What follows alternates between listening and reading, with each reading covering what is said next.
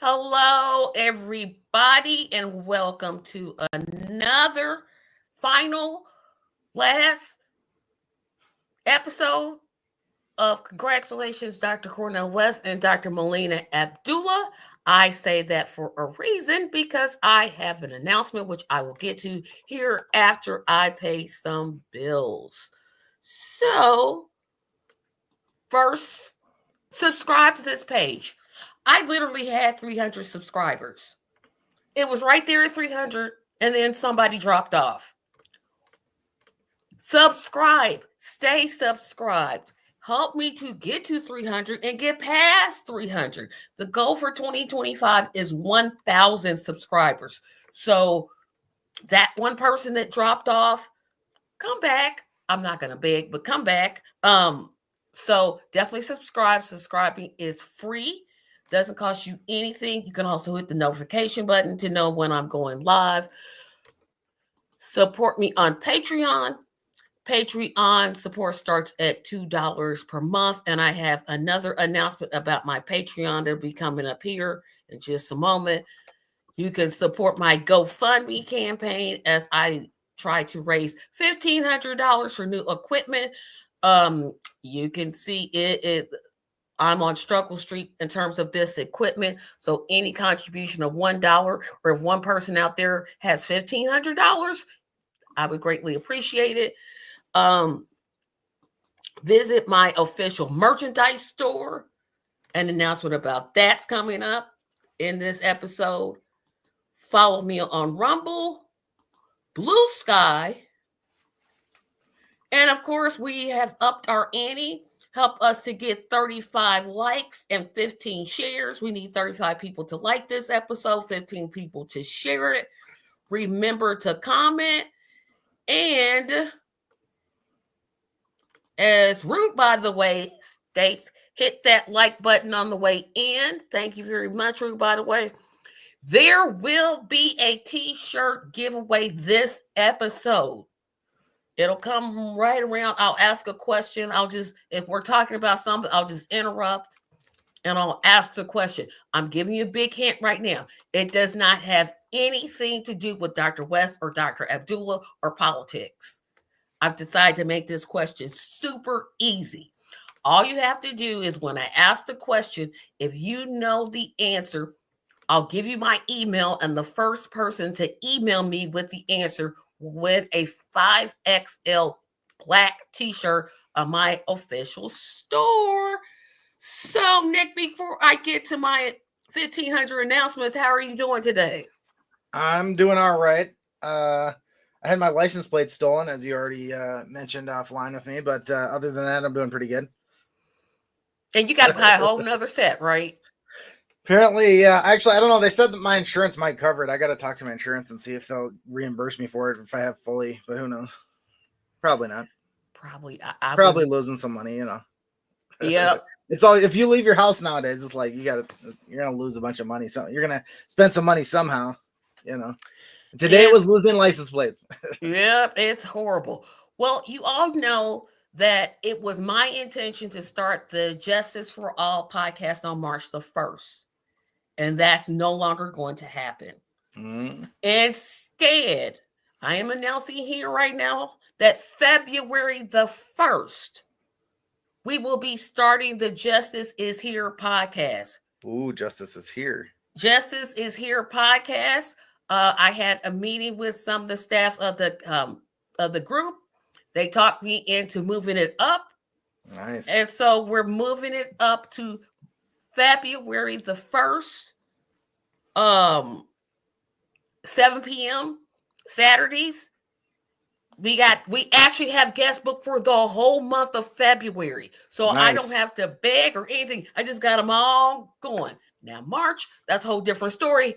But I'm very, very, very, very happy to announce that, yes, the Justice is Here podcast is not going to be March 1st. Instead, it's going to be February the 1st. We're going to have great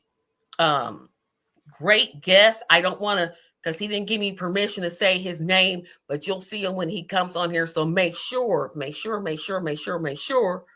that you tune in on that day. And I can't reveal my guests for the 3rd episode. But I'll put it like this. He's been on the show before. Exciting. But that's all I'm going to say. And I'm really pleased to have this person come back and speak to him. I'll tell who it is at the end. You pretty much know. I mean, his name is in the title of the show, but I'm not telling it now. I'm going to wait till the end. And again, we're having the t-shirt competition. We're having the t-shirt contest. I'll ask a question. First person to email me the answer wins a 5XL t-shirt. That's a way for me to promote my store. Will have nothing to do with Dr. West. Will have nothing to do with Dr. Abdullah. And final announcement for my soon-to-be Patreon supporters. As you know, I no longer do a Thursday podcast. I only do Tuesdays and Saturdays for my public podcast. There will be a Patreon exclusive podcast called Tracy Talks. It will not be live, but it will only be available to my Patreon supporters.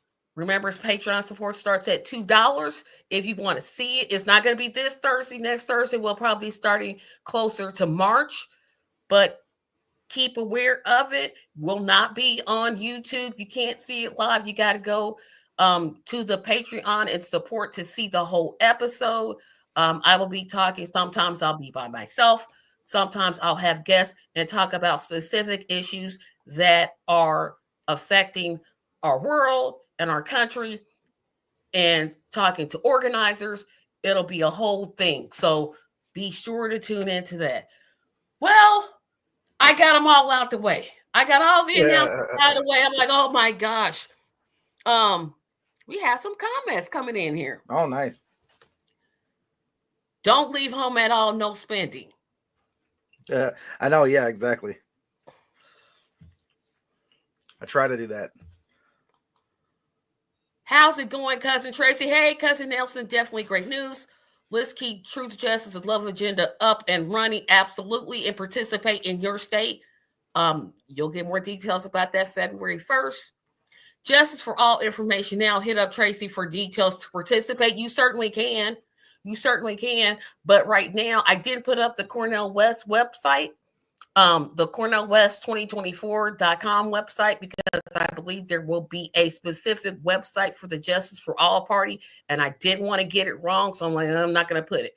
So Trump gets installed in 2 days. Yep. Yay. Project 2025. Let me get scared. We'll see. We got 2 days to find out what we got. Thank you. I saw that comment. Well, it's because sexism and racism. It's certainly part of it. It's part of a big mix of things. Money and politics is another one. Yeah, that's what we'll be talking about tonight. But you don't really think that sexism and racism is why she lost?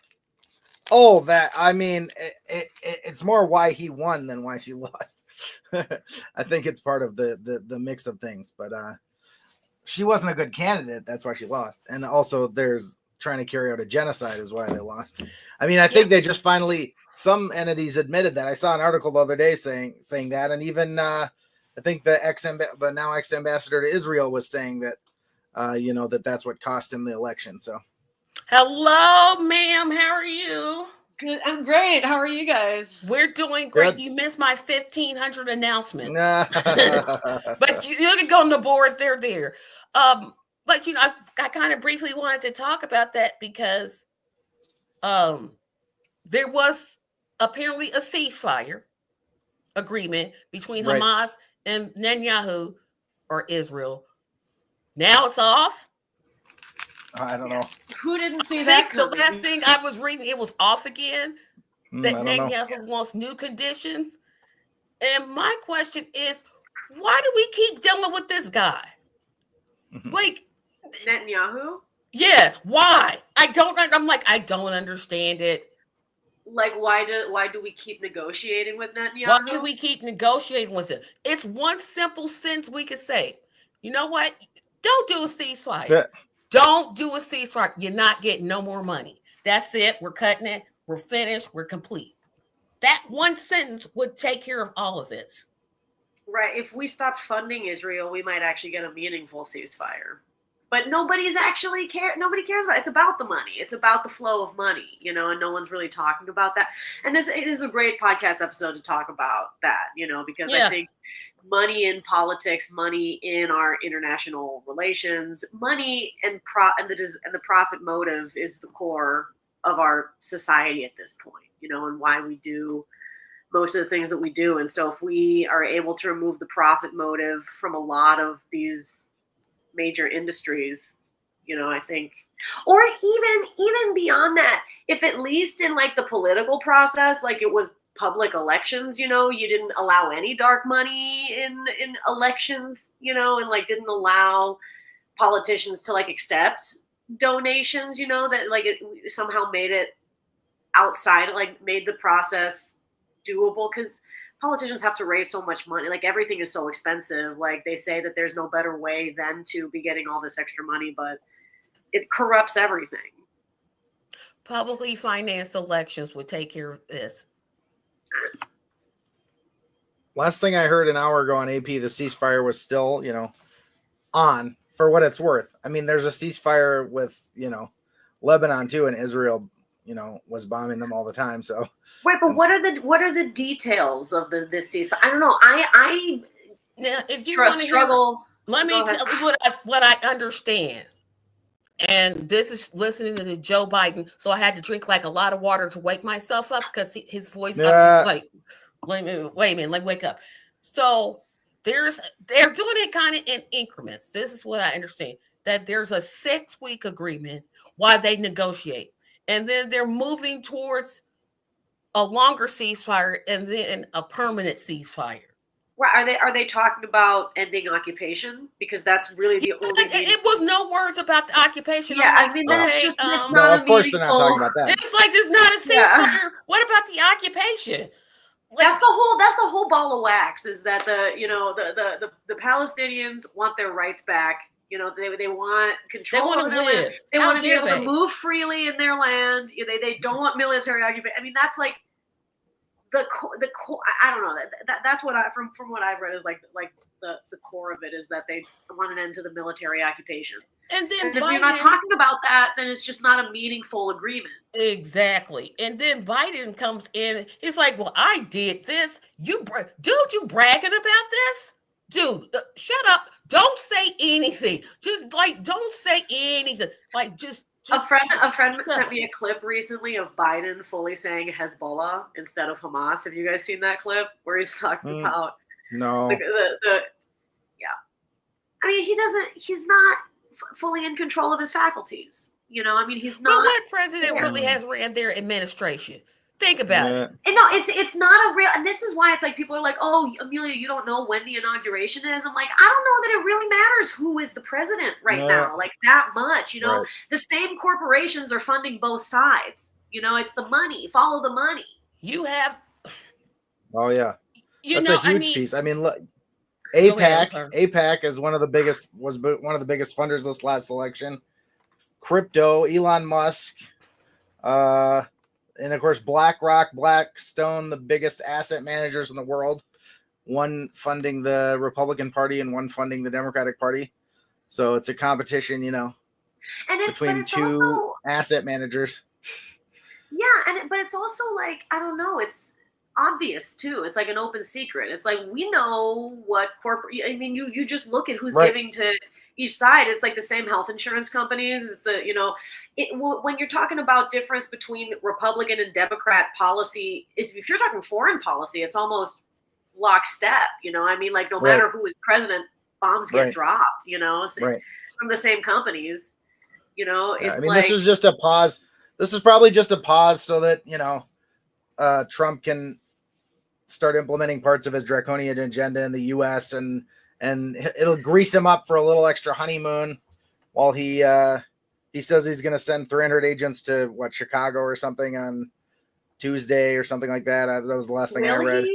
Will he? I have no idea. I mean, is Trump not known for talking a big game and absolutely never following through on anything? First of all, I didn't mean to interrupt. Can you guys see me?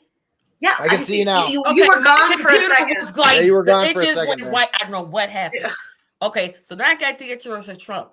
I think JB, thank you for joining, JB, has a really good comment that I think this is what I was shocked at. I think liberals are shocked that Maniac Trump is looking less evil to Genocide Joe and Killer Cop Harris. I don't know. I think it's 6-1. Half. I mean, they're all of them are. I know. Yeah, it's hard to compare. Like, I mean, none of them are pretty damn bad. Yeah, none of them are working for the people. None of them want to give us universal health care. None of us want to. Right. None of them want to implement a Green New Deal. None of them want to transition away from fossil fuels. None of them want to. I mean, Biden ended Afghanistan, but Biden's a warmonger. You know, I mean, 6-1. I'm surprised he ended Afghanistan. I'm real surprised because he sees the war as like, gotta vote for it. Okay, there you go. But isn't Trump saying that he's against wars or something, or has he changed his tune on that? Like, I remember him actually being anti-imperialist, but Jared Kushner, was recorded an interview like 4 or 5 months ago talking about beachfront property in Gaza. I mean, like, they're already trying to profit off of the genocide. In terms of real estate. I think he stacked his cabinet with more war hawks this time than he did last time. So last time it was crazy. Yeah, and last time it was like some crazy shit. But the thing about Trump, and this does have to do with money and politics, if he feels like his base is turning against him, he'll change because he wants to be popular. Well, he'll say his tune will change. I don't think his policies, and I think his actions will change. Because look how quickly, remember what happened when he had the children in the cages and people were just like, this is horrible. Like, he literally changed it. It didn't take long for him to say, oh, okay. I mean, I think I don't know about that. I think that, I mean, if you say that Trump isn't in control of the foreign policy and the other things, then it wouldn't matter what he thinks and it wouldn't matter how he responds to the people because, the CIA and the military organizations would really be the ones that would be in control of this thing directly controlled by the ruling class. But I think, if he does have some control over it, then I think, there's a chance that he's a little bit more swayable in some ways. But again, I don't know that it matters that much. And that shouldn't be our primary goal appealing to Trump to do things. We need to do the things. His reason. Yeah. Yeah. There's huge. No, I was just going to say, I mean, there's huge amounts of money. Yeah. It's like follow money. And it's like sometimes when we talk about taking money out of politics in the United States, the center of the empire, the kind of the most recent center of like capitalism. It's like taking water out of the ocean or something. Like, how do you do that? So we have a system that's built on profit. It's built on capital. Until we change the system, it doesn't matter how many rules. That's the reason people say all this stuff, but nothing actually changes because it's the system. It's a systemic thing that is causing the problem. And so until we change that system of things, it's going to be difficult to solve any of these other problems individually. Yeah, no. And just really quickly, I want to say on that point, like one of my favorite journalists, Glenn Greenwald. Do you guys follow Glenn Greenwald? He's one of my favorites. He's cancelable in some ways, but he made a point. This was after the Biden debate where the rest of America kind of figured out he was sundowning and not really present, or able to, fulfill his duties as president. Yet he's still the president and continued to fill the seat of president. But Glenn Greenwald pointed out that it's like, it really doesn't matter who's the president. It kind of shows that Biden is asleep at the wheel and that there is an invisible machine that runs Washington and our country, despite who is occupying the office of the president. And it's almost a distraction who's in the Oval Office, because there's just kind of this invisible machine that runs things anyways, And back to our larger discussion, let me get to Nelson's point before I make this point.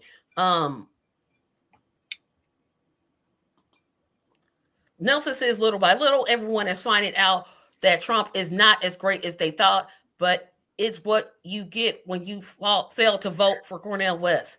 Thank you, Nelson. And then this one, I prefer Dr. West as president, but I prefer Trump over Harris. Trump has no ideology. He can be swayed. Kim Kardashian sweet talk Trump into releasing some federal inmates at the end of first term. That is true. But on this larger discussion of money and politics, if you look at the situation in Los Angeles, where the LAFD, I hope I got that name right, the LAFD got an $18 million cut.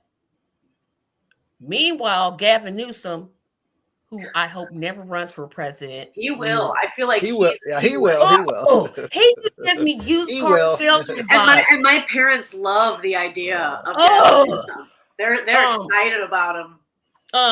Dude married, wasn't he dating Kimberly Guilfoyle, who is married to a Trump? Like, she was dating Trump, and now she's broke up with him. How do I know this? Why do I know this? I'm sorry, guys. I'm sorry. Yeah. But yeah, she was married to her. But meanwhile, billionaires are getting huge tax cuts. They're getting CalCare still hasn't passed, despite it being a Democratic governor, a Democratic Senate, Democratic representatives. You have just incompetence in terms of, you have a fire season. Why wouldn't you plan for? Well, this is like one of my things on the LA fires is that, like, so I'm from LA, born and raised. Like, I just moved out of LA 2 years ago, and so I've been there. The fires have been escalating in severity and frequency over the last 20 years. That's very clear. We all have noticed this, talked about it, many huge news stories about it. It was only a matter of time.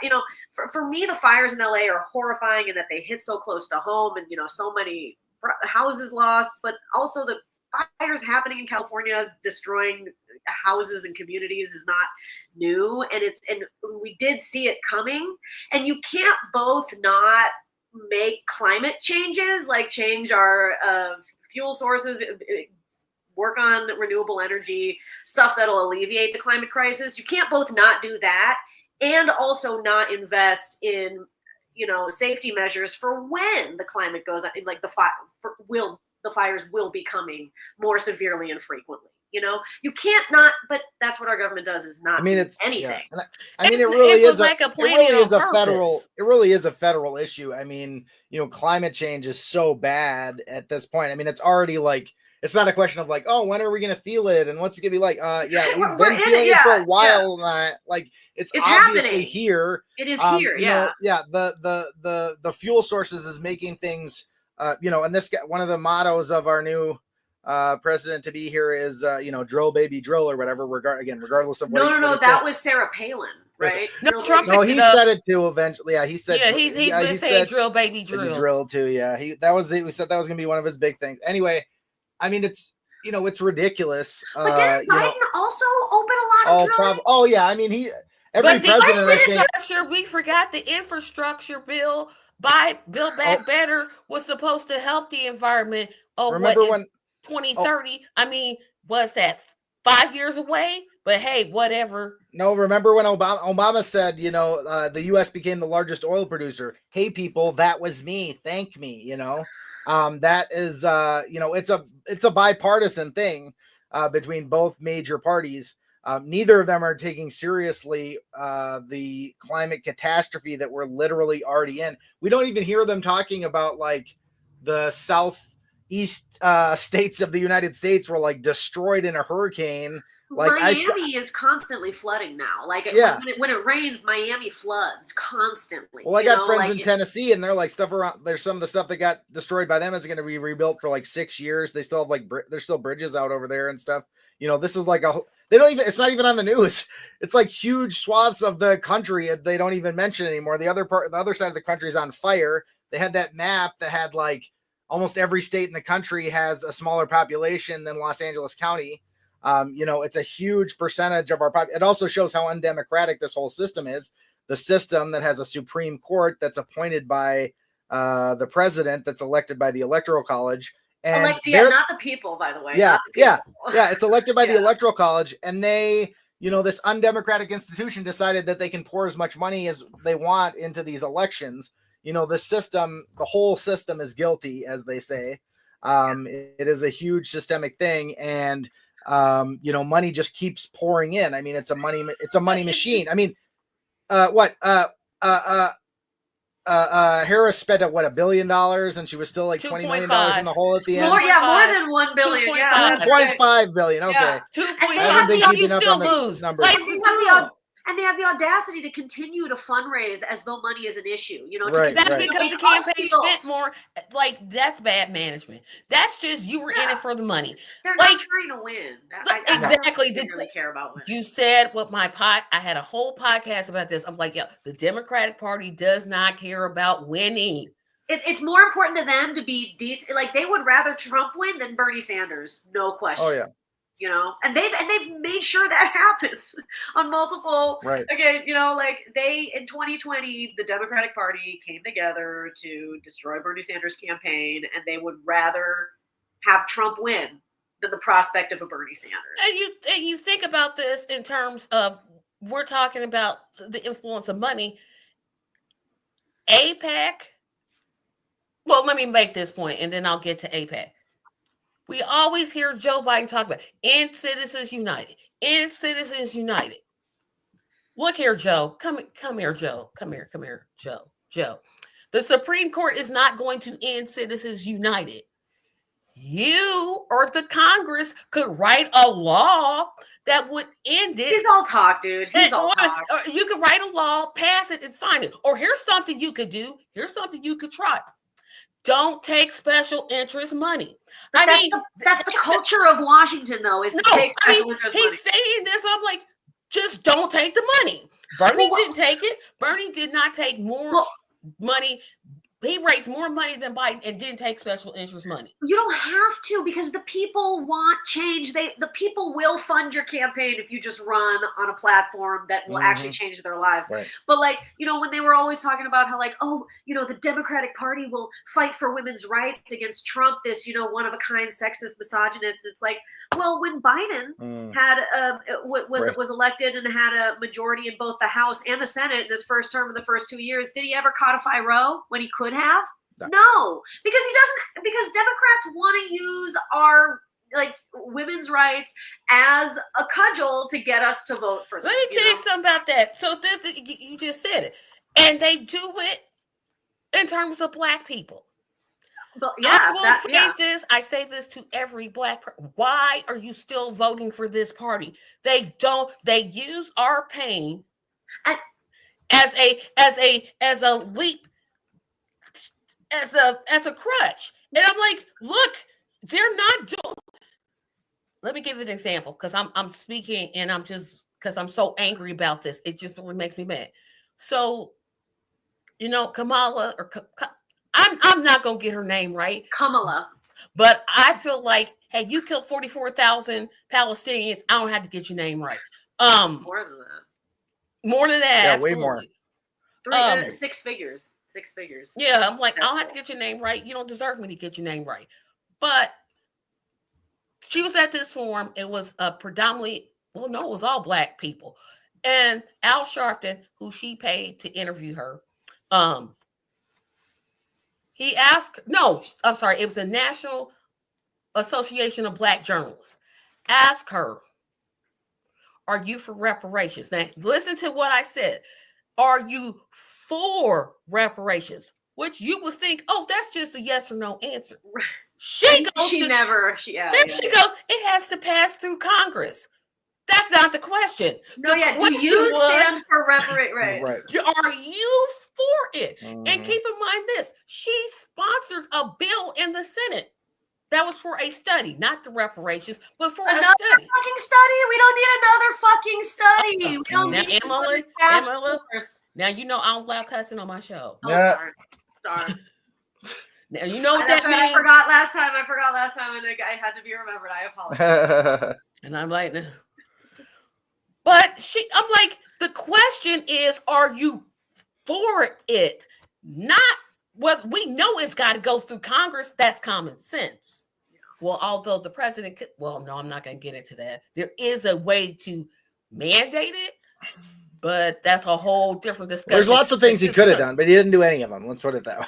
Exactly. But also, just in terms of like, you say like, how could black people keep voting for the Democrats? Because people like Joe Biden will have the audacity to say, if you don't vote for me, you ain't black. Yeah, like, remember exactly. that? Like, the Democrats have that. the audacity to sit there and act like they deserve the black vote. Like they've done anything to earn it, like they act like they've. And my thing is the congressional black clowns. Yep, that's what I call you. The congressional black clowns do nothing more than simp for the Democrat. Y'all make me sick. Y'all literally make me sick. I just wanted to say that. I know we're talking about money and politics, but every time it's like, and don't get me, I don't want anybody in any alternative communities to get mad at what I'm about to say. I don't. But black people care about their pocketbooks. What's in, like all Americans, like what's in my pocketbook? How much money do I have? I could care less if women are in men's bathroom. I don't care. I literally don't care. Stop making this like such big stuff.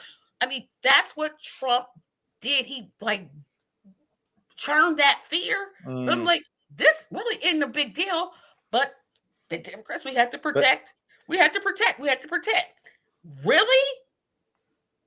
Yeah, and if you start looking at the Democrats protecting democracy, you look at Sam Husseini getting dragged out of the Blinken press conference the other day. And U.S. media, most of the U.S. media was reporting it as like, so individual disrupts press conference or whatever. And it's like, he was the press. He was a long time, he's been there like for ages, for a decade or something. Oh yeah. And it's like, and they drag him out of there, and it's like they want to point to China or somewhere else and say that it's so bad it's a police state. But I've seen so many people. There was those when they were trying to confirm Hegseth, who was basically like a fascist, to run the Department of Defense or whatever. And there was those military people there that were protesting and holding up signs. They dragged them out of there too. Like, multiple people just grab them and start dragging them out. I thought you could hold signs up during a hearing.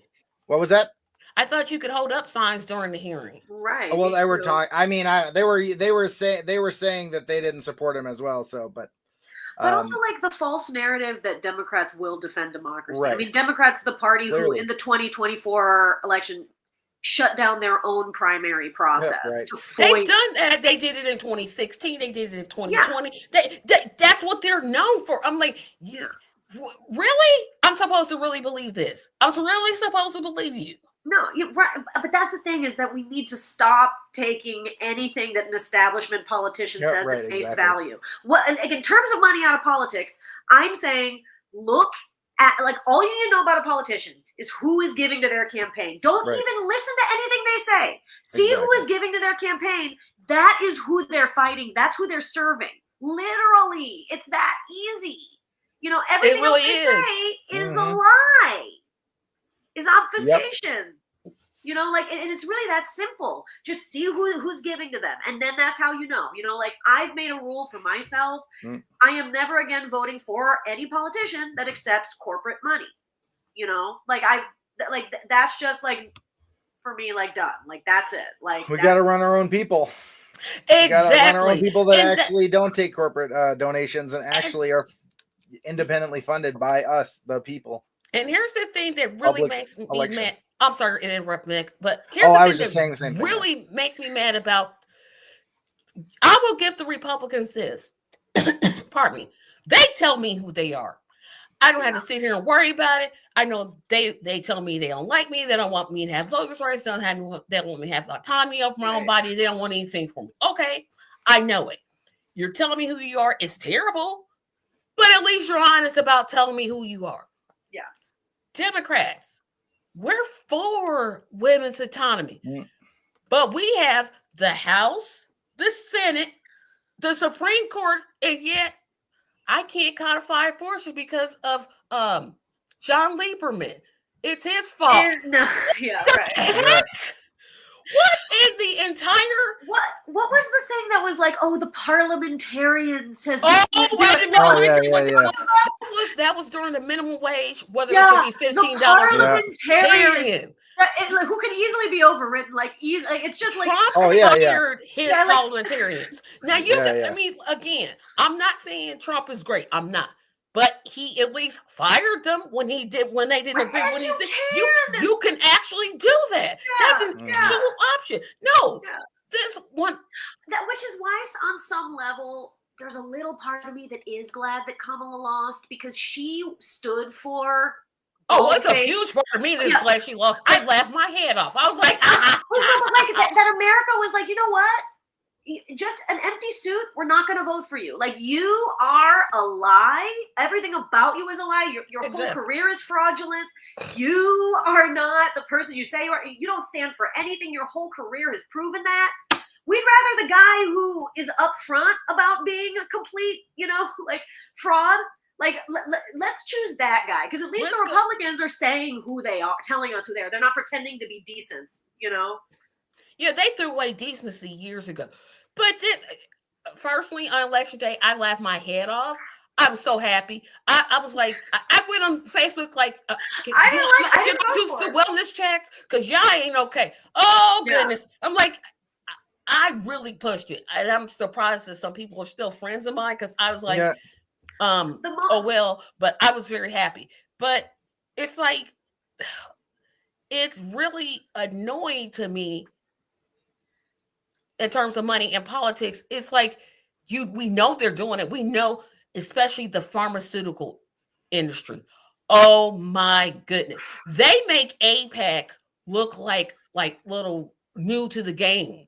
Like the pharmaceutical industry has a tremendous, and I mean when you can turn around to the government and say, no, we're not, you can't negotiate prices with us, and you get away with it. Well, and another thing that's like really like dystopian normalized in America is the whole concept of pharmaceutical commercials. Like that's so normalized in our country. If you have brown eyes or green or blonde hair, do not take this medication. Or like, doctor. They'll be like, hey, are you awake?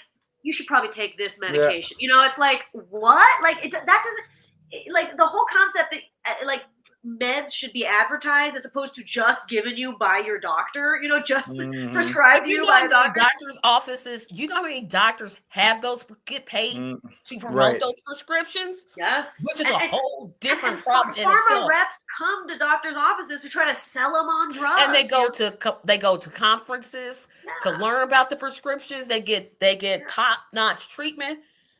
People don't realize what's going on. I don't know. Well, that was when you say people don't realize. That was my next question. When are people going to wake up to this stuff? I mean, know. You and I, Tracy, we were both working on the Cornel West campaign, and I voted for Cornel West in this past election. And it's like I thought there was going to be a significant showing for third parties. I thought we were going to get blamed for everything under the sun again, but that didn't even happen. People still did. We still did, but I mean, third parties did something because that's who I looked at with the side eye. They went and voted for Harris. I mean, I had a lot of people stayed home. I think. And a lot of people said a huge amount stayed home, but there was a large contingent that said, well, I only have these. And you would think, oh, well, they're going to vote. I literally know of one person that I went to gather petitions with. Like, we went to get signatures to put Dr. West on the ballot. I'm voting for Kamala. Are you kidding me? Yeah, Are you kidding me? We got a lot more people signed down to get him on the ballot here than he got votes in the actual election. I mean, theoretically, people think you should be allowed to be on the ballot, but they're not ready to break from the Democratic Party, apparently. And you say, like, when are people going to catch on? It's like, yeah. I feel like everyone is entitled to their misinformation, considering how many industries, gigantic billion-dollar industries exist to spread misinformation. You know, I mean, just about every mainstream journalism news source is like a corporate narrative, spewer, like, I mean, that's and then, we're taught fake history in schools, like a whitewashed version of events. Like, people have no reason to know what's actually going on because every mainstream institution is not telling them the truth, you know, is So how do we working combat that? Can we? I know. No, we can't. I think that what is going to happen. Well, independent media, podcasts like yours, I got a Tracy, podcast. are so important. Yeah, Yep, and yours they too, you know. I'm gonna be having Tracy on to talk about should we support the Democrats coming up here No. pretty soon. Yeah, the answer is should no, not. by the way. answer is, I'm like, no, heck no.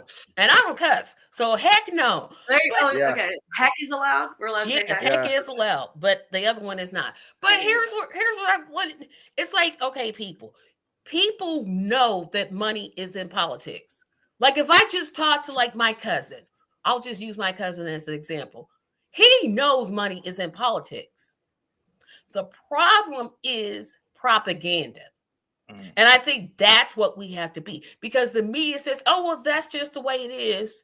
You got these two choices. No, you had Dr. West, best candidate for president I've ever voted for in my lifetime. I'll say it and I'll say it again. I will stand on my vote for Dr. Cornel West. But notice every time any mainstream media personality would bring up his name, it would always be the spoiler candidate. You know, they would always say Cornel West as like a bad thing, you know? Yeah, and I was like, you know what? Yeah, he is a spoiler candidate. He's there to spoil money in politics. He's there to spoil military industrial complex. Yeah, he's trying to spoil their billionaires party. Exactly. He is here to spoil. He is a spoiler. The status quo, which nobody wants. And Kamala was a status quo candidate. Oh, absolutely. Well, the other thing, I mean, she got support from Trump in the past. Like he made donations to her attorney general campaign. So did Ivanka. Yeah, Trump was a Democrat. People don't realize. I don't think MAGA realizes. I'm like, yeah, Trump was a Democrat. He wanted to run, and then he wanted to run with the Pat Buchanan Ross Perot party. Yeah. I can't call their name. Y'all help me out. What's it called? The people. It was the Ross Perot. Yeah, remember Ross Perot started a third party.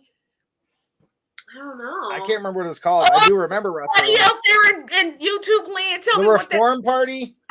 No, they formed Ross Perot after he said "you people" at the end. No, I thought it was Reform Party. I think it's Reform. Yeah, Party, Reform Party. Thank you.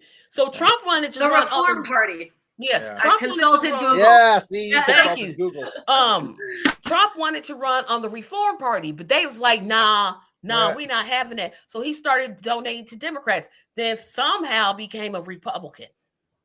So he's been all over the place in terms of his ideology, but he's donated.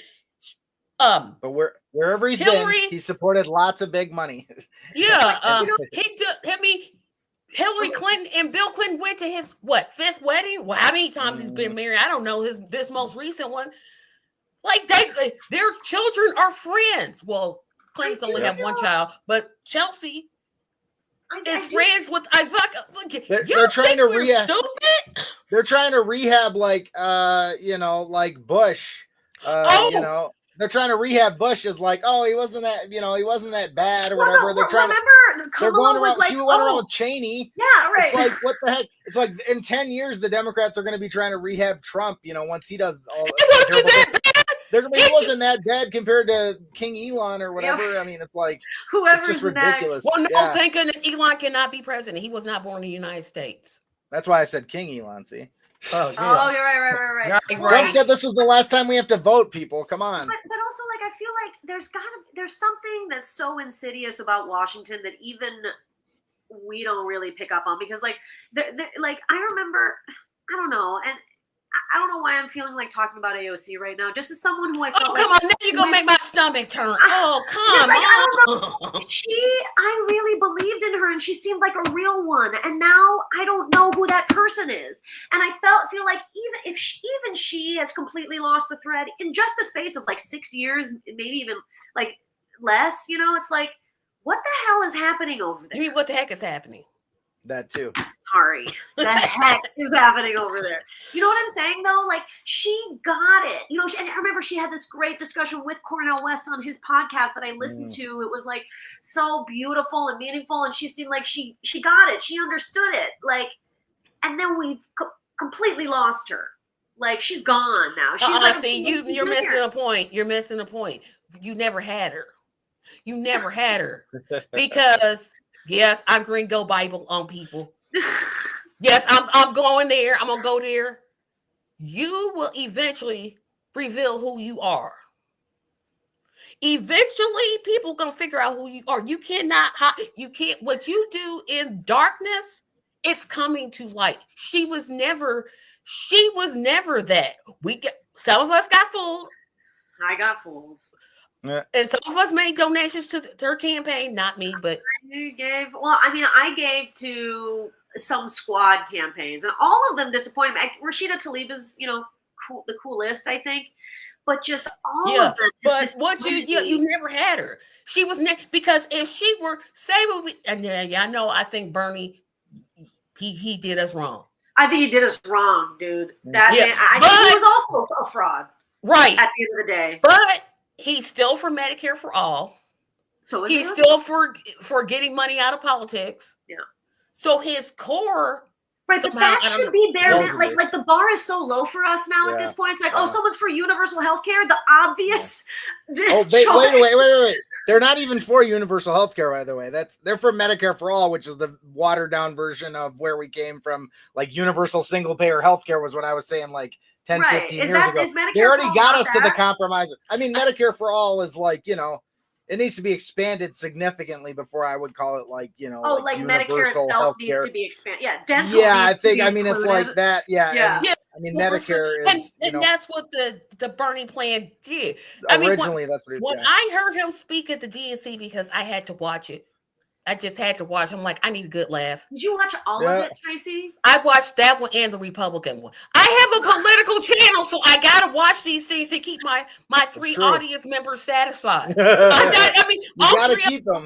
It's like, hey, I got 3 people depending on me. That's right. Come on, individuals.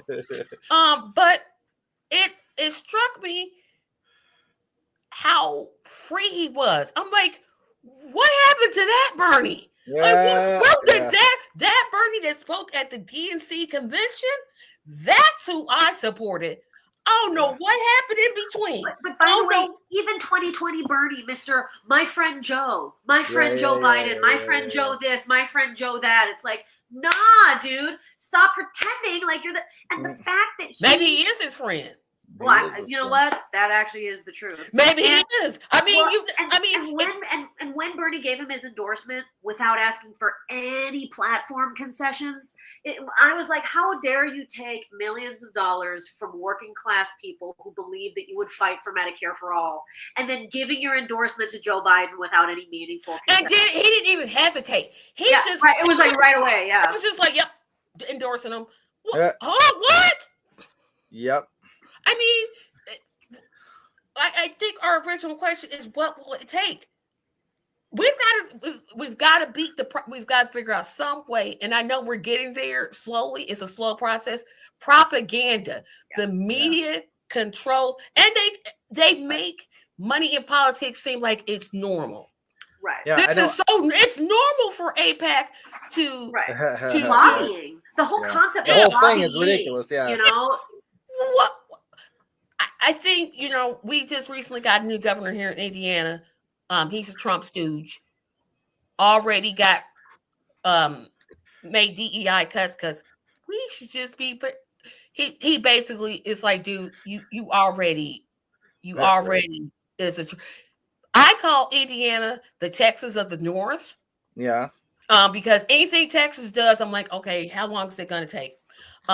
We're one of the few states that allows teachers to carry guns in the classroom. Yep, that's us. Just what we need. Just what we needed. That's what everybody's been waiting for. Yeah. Yes, more guns. That's what everybody thought. Wow, we didn't have enough teachers with guns. Now we can solve all America's problems. We could go with Ted Cruz's brilliant idea. Lock the doors. Sure, I mean, a fire could break out, but lock the doors. I don't know why. But again, these aren't meaningful solutions. They're not actually trying to fix that's why That's why we've got to do our bit, Tracy. We've got to get, because after this, I'm going to go work on my Substack for my 15 readers.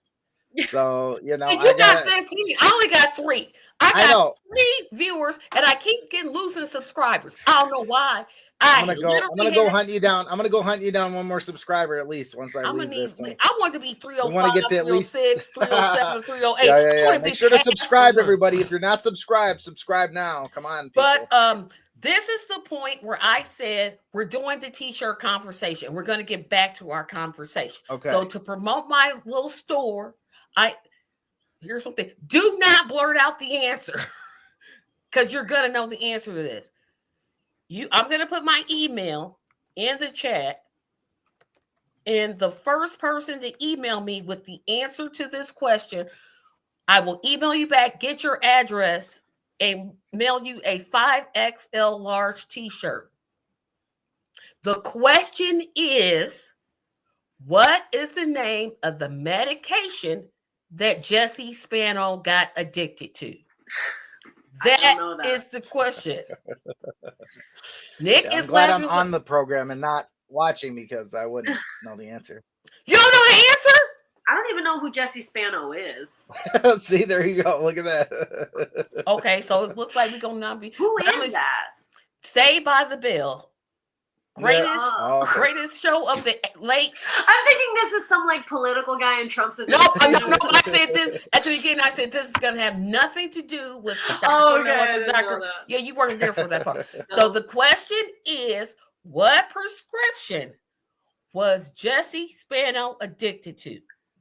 And I'll give you a hint. It was not heroin. It was not cocaine. It was something you could buy over the counter. That's the hint. That's it. So let's get back. How did y'all not know? Okay, just go. I'll give you a hint. Just go to YouTube and type. I watched Saved by the Bell, but So who was it on Saved by the Bell? Jesse Spano. No, but what character or whatever? Jesse Spano. I mean, Elizabeth Berkley was. Oh, you're talking about. Oh yeah. Okay, gotcha.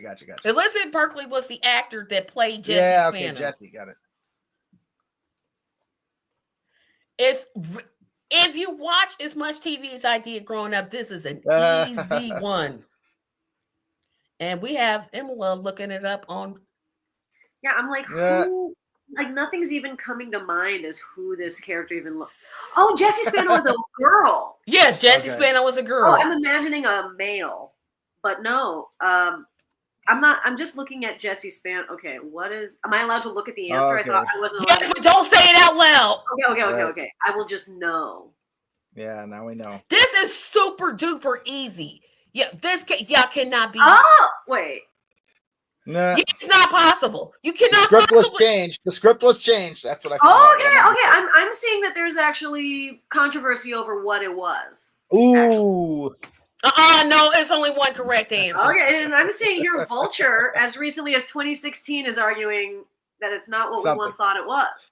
They can argue all they want. It's one answer. It's one answer only. So that is the question. Back to the discussion. So the thing about it is, you know what we want to do? What we want to do is the Justice for All party. How do we do it?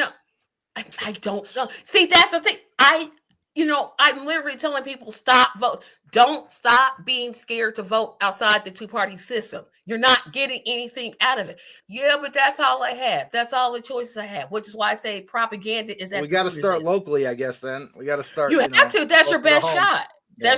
We need to show people that there is actually no meaningful difference between the Republicans and the Democrats, so that they don't feel like they're locked into this duopoly where it matters if you vote for one or the other. It's like, it's not really meaningful differences between the parties that can actually be felt in your everyday life.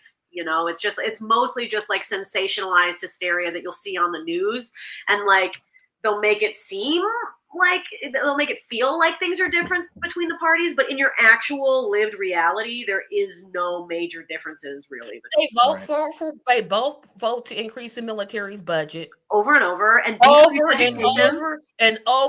over decrease education, open charter schools. Get rid. They never significantly raise taxes on the rich to pay for programs or anything. Yeah, and they all find ways to up the taxes on the lowest. Oh yeah, they find ways to do that. Yeah, pretty much. None of them is taking on the climate emergency that we were already like going over the 1.5 number. And people like AOC, they're going to be like, "Oh, Biden's been the best climate president," and I'm like, "That's the lowest bar in the world, as in no one else has done anything, and Biden has done one and a half things. He didn't do one thing. He did a half a thing. Yeah. And whatever he did was not even barely addressing the reality of the problem. This is the man that said, hey, federal land, drill on it. Yeah, exactly. He opened up new Just drill on it anyway. What? Federal land? So what? I did. And this is not a man who is a feminist. You know, I mean, this is a man who has many accusations against him, was a lech his whole career. I got an argument for that. I had one person tell me who I'm close to. She's a Russia bot. Are you serious? Who's a Russia bot? Oh, Biden? No, Tara Reid. Tara Reid? Oh, the one who made the major accusations against him was Tara Reid. Wait, but was Tara Reid the one that said that he groped her in his office or something? Yeah, that was the one. But it was her, and remember, it was 7. It was like 7 women that came out against Biden. Yeah. She's the only one that stood because the other ones got scared away. Well, because you see what happens to anyone that right, comes exactly. But if that were Trump, when Trump got one porn star, one, all it took was one. Oh, he's terrible. Let's bring these crazy charges. Well, but the porn star. I mean, if we're talking about Stormy Daniels, that was not non-consensual. You know, I mean, that was like a consensual sexual experience. Yeah, no, it's like, hey, not my thing. But I mean, it was the hush money that was the crime or whatever that Right, it was just keeping her quiet about the fact that it happened consensually. Right, yeah. Because some people would but object it was to still consensual. What Tara Reid was talking about was not consensual at all. But plenty of things Trump have done not. I mean, neither of them are good. Right, we're not talking. We should be like clearly they should be holding them both to the same standards. But clearly, whichever if you're in camp blue or red or whichever of the duopoly you're in, you hardcore defend your candidate and all the other people, But that's what's so pathetic about the Democrats is that you're gonna stand solely on being the party of decency, and then you're gonna run Joe Biden as you're gonna commit a genocide, and while committing a genocide, you're committing a genocide, and then telling me, you know what, ignore that. Ignore it. Well, ignore that. And I remember when Kamala was first handed down to us, was first bestowed upon us. One of the first things she said is, "We're not doing Medicare for all. That is not on the table." Right. And it's that is violent. For me, this for-profit healthcare system we have is violence. So to start your campaign going, "Oh yeah," and humanity, we're not doing that in my campaign. Right. Right. That's what I said. There's. Again, I say there's 3 reasons why she lost. 3 solid reasons. The economy is terrible. Immigration, because people think it's out of control. In Gaza. She could have looked. Nick said it better than we could. She could have at least lied and said, you know what? No more money. We're not going to give no more money. No, don't do that. She told all the same propaganda war crime lies. When Biden was going to get in, he said nothing will fundamentally change when he was going to get in. And then when she was asked, she said she's going to do nothing fundamentally differently than he's doing. So essentially, it's just a long line of nothing changing. And that's why why would you vote for that? I don't want to hear the racism. Look, she didn't win because of racism. Oh yeah, get out of here. Good, thank you. Because I'm like, excuse you. You do know we did have a black president, or I'm gonna call him biracial. Right. We did have a biracial president. His name is Barack Obama. Right. But he ran on a platform of change, and people didn't vote for him because he was black necessarily. Sure, I'm sure some people did. But here's one person that did right here. Yeah. I have to admit it. That's literally. I was like, oh, ran on a White House. Check. Right. But people voted for him also because he said things would change. Was hope for change, hope for change. Yes, we can. Believe in a better future, all that stuff, promising change for us. And he was a charlatan. Yeah, it was all lies. But he ran on something. Come on, different. We had cash for clunkers. You didn't trade in your old car and get some cash. Come on, he had programs. I can almost guarantee you, if Kamala had just said what she needed to say about Gaza, pretended like she was going to give us a public option in healthcare or something, she would. I think she would have won. But it was the fact that she was willing to yield no concessions to the youth vote, no concessions to the left, and actively box them out every chance she got. It's but that's what the Democrats, and you would think. And yes, we know we're talking about money and politics, but oh well, we know something different. But you would think, oh well, this party is gonna learn. Nope. I want No. them to keep doing what they're doing. I want them to keep it up. I want you to stay the course. Don't change anything that you do. And you know why I say that? The duopoly must die. I agree. Period. I want you to keep, because you're not gonna change anyway. So They're taking no notes. They're making no changes. They did learn. If you do anything, They did they're learn. still What trying they to learned advertise, is what they learned is as long as they stick with the money and they don't promise to change anything, they can have really cool parties with Beyonce, and then I they don't can even go home and care just like about take it those. easy.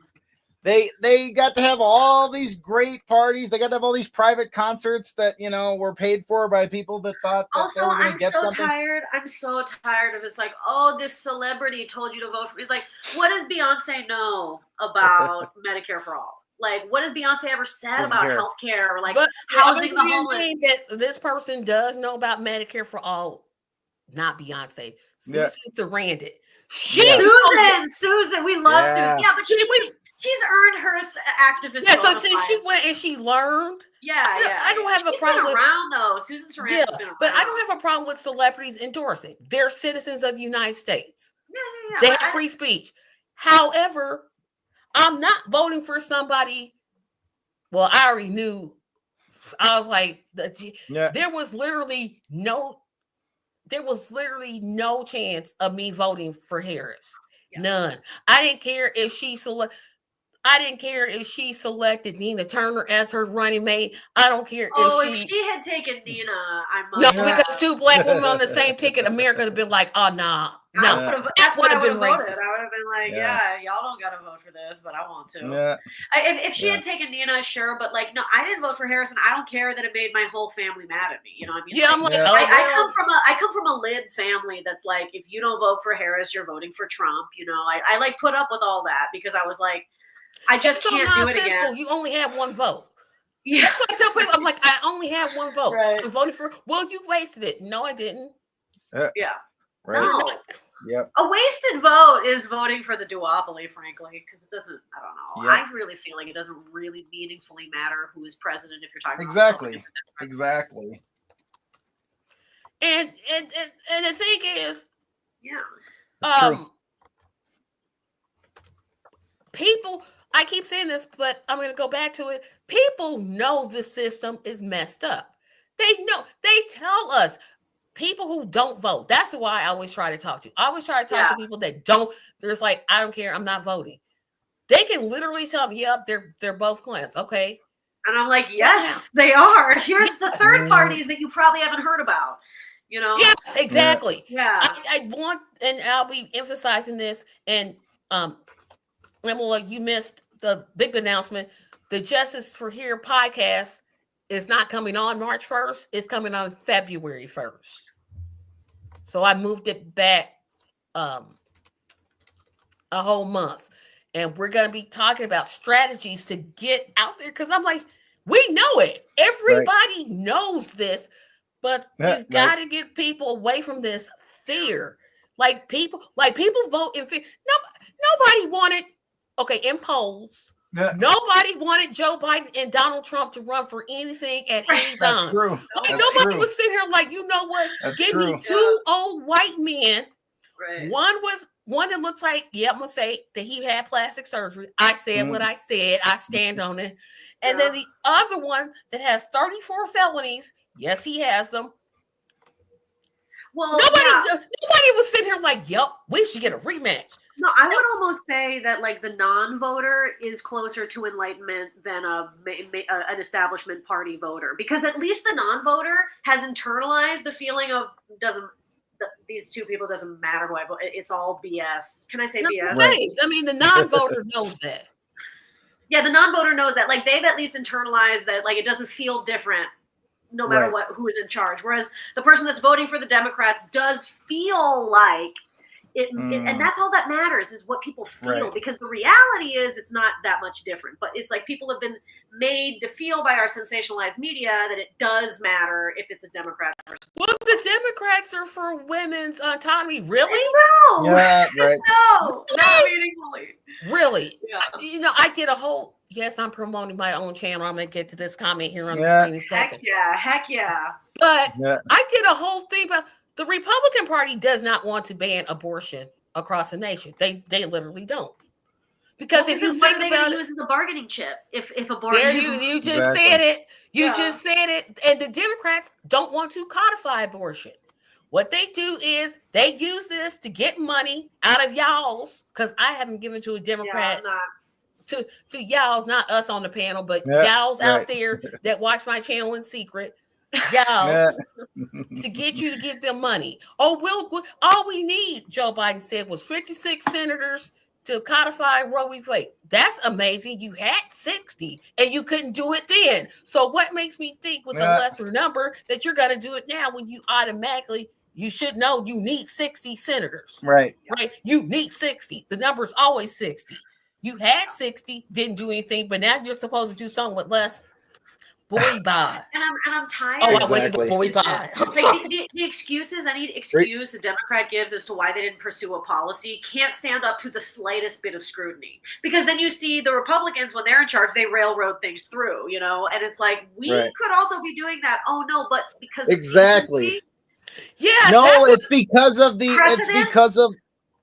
Yeah. What was that? What was that person? the parliamentarian. the parliamentarian. That's why we can't do anything good. Oh no, but that you see, darn parliamentarian. I would do a $15 minimum wage, which is already unacceptable. Like, it's already not exactly. solving the problem. I do Right. a $15 minimum wage, but you see, I know you The probably haven't heard of it, but parliamentarian. there's this guy called the parliamentarian, and he kind of offers suggestions, but we're He gonna says take no. it as he says no. suggested no, and we're gonna listen to that. It's not even like a veto. It's Right. a suggestion. Right. We got some Yeah. comments too, Tracy. You should read some more comments. those are all the comments I have. Oh, okay. Where was the last one you read? Oh, dang on it. This one. This is a past one. I think liberals are shocked that nope, that's not right. Nope. It was Yeah, something to the talked about fact that. of I think there was a Yeah. couple about Cornel West. and- yeah, he said there he was a- supported Cornel. I'm gonna find it. Keep talking, guys. Yeah. Oh, Yeah. here it yeah, is. yeah. Here it is. I support Justice for All Party, but we need not to recruit liberal Democrats. Thank you. I Yeah. want to say, I should have said thank you when you first posted this. Thank Mhm. you, because oh my gosh, I used to be with the Green Party, and this infuriated me Mm, so much. We bet not. I'm telling you now, Yeah. we bet not. mm. Well, no, we should But- be going to non-voters. I mean, they're Right. closer to us than the liberals, who you got to get over the liberal. And we should be fervor, you know? registering people, especially young people, to Yeah. vote. Right. And informing people. You know, it's like it's a lack of information that people have, and we need to get better at delivering a message, educating each other, you know, getting better at delivering our message in a palatable way that's not condescending or not like, you should know this by now, you know, like, we got to get better at information delivery. Absolutely. And the thing is, Mm. back to money and politics. There was this little Yep. funny sketch I saw, and it was years and years ago. I was like a teenager. No, I was like in my 30s. So that's been a while ago. No. I know. Thank you. See, thank you for saying that. I appreciate it. But it's I been got you. it's almost been 20 years since I've been in my 20s. But Impossible. I know, right? I don't believe it. Well, I was born 1974, so you already know how old I am. I'm bad at math, so I don't, but I could figure it out. Exactly. I'm at a half a century plus one. Hell yes. I can do that math. Yes. Yeah, that I can But- do. Yeah. That I can do. But I was thinking about this, and I've been thinking about it. When I signed up to be a volunteer for the Cornel West campaign, I voted for Ralph Nader in 2000. Got called every Respect. name in the book for some dumb reason. Well, I know why I voted for Obama. I mean, it was the thing to do. And then I did, but see, then I repeated it in 2012. I did it both times too, dude. I was like, but somehow I woke up. And I think for me, it was 2016 Well, I just said the day I ever vote for a Democrat is it's gonna be I will not do this anymore. I cannot with this party. They make me sick. And I think everybody has to have that wake up moment. For me, it was 28 because I'll admit it. Okay, I was a big time lib. Okay, growing up, I was raised lib, and I did vote for Hillary in the primary in 2016. I remember telling people who wanted to vote for Bernie, let's vote for Trump, whatever. And then Trump won, and that shocked me. I was shocked that he won. I did not see it coming. Oh, shoot, I knew he was going to win. I had no idea. I had no idea. I'm born and raised in LA, coastal elite, completely disconnected from out of touch. Yeah. Like that was my growing up. But it was 28. It was really AOC. That was the first person to point out to me that the Democrats were full. I mean, she said so much enlightening stuff that changed my perspective, got me educated. I started reading, learning, going back, changing my perspective. And now I feel like I'm more left than her, Go ahead, right. Sorry. No, we were laughing. She's laughing at this comment. The comment. I'll let you. Okay. LOL. There you go. I feel that, dude. Yeah. But it's like we've all had that moment where we just woke up. Somehow we've got to capture that and help other people wake up, right? Right. We've got to be like, hey, what issue do you care about? And show them how the government, especially the Democratic Party, is working against that. And I don't know I forget. I know, Nick, you live in Minnesota. Minnesota. Yeah, I was out. It's freezing really cold here today. Where you live at? Emma, where do you live at? Oh, me? Oh, I'm in Chicago, and it's cold. It's in the It's cold in all three of our places. Yeah. We have a problem in our city, which everybody has. This is another thing where money and politics kind of plays a part. It's very, very cold. And there are people in our city that are living under bridges. Yep. And we have these warming stations. And yes, they help people get warm, but they're only open for X amount of hours. Right. It would make more sense to, I don't know, house the homeless. I mean, our city has more vacant homes than homeless people. But every city does. I know. Speaking of this, and it's like everybody has this. Like when you try to make that point to the city council, real estate association is giving them huge, huge, huge money. There are literally apartments here crazy that cost $2,000 a month. That's like my mortgage times almost 3. Yeah, no, and it's some crazy statistic. Like in every major city, it's like multiples of 3 and 4 times more units than homeless people. Empty units. It's like in LA, it was like there's 4 times more empty apartments than there are. I want to know where Rude Boy MC is. Where it's 72 there today. Yeah, 72. Are you in Miami? Tomorrow. I know they said it's going to get cold tomorrow, though, so I don't know. Yeah, what's cold? 65. Yeah, exactly. Yeah, right. I was just out today. It was like 4 degrees when we got out there, and then I went out with the free book table. I got a free books table, so I had a bunch of books on different topics, and it was the People's March from St. Paul College here to the Minnesota State Capitol. It's kind of like, I don't exactly know. It's organized by some remnants of like the Women's March and stuff like that, but and there were some churches and there were some other groups that were involved. But anyway, I got out some books to some people. Most people were too liberal or too cold to stop by and chat with me. And too liberal or too physical. yeah. Or both. I'm too liberal, but I might be too cold. Yeah. Sorry. It's 4 degrees outside. I'm too liberal. I know. Yeah, it was bad. It was we had hand warmers too. I thought that would get them, come up, but it's like, I get so, I thought, oh, I'm going to get blamed for Trump. What? Right. That's what I was thinking. I was planning for that. But then I'm like, boy, y'all really disappointed. I mean, like you said, they still try to blame us, but I mean, their case is even like shakier than it was the you know, in 2000 or whatever. And And people aren't. there is no buying case, it. basically. People aren't buying it, and I also No. what I've noticed, at least in my communities, is that like people as upset as they were by Trump's second election, people moved past it way faster. Like I remember in Right, 2016, right. it was like the world ended and we had Right, to reacclimate ourselves to a new society overnight. This Right. time, people were like, "This is upsetting, and I'm upset Mhm. about it." Right. But I got a life to live. I got to move on. I mean, I can't be spending days and weeks and months upset about this. Like people went back to their lives pretty much more quickly this time. Right. Speaking about the Justice for All party,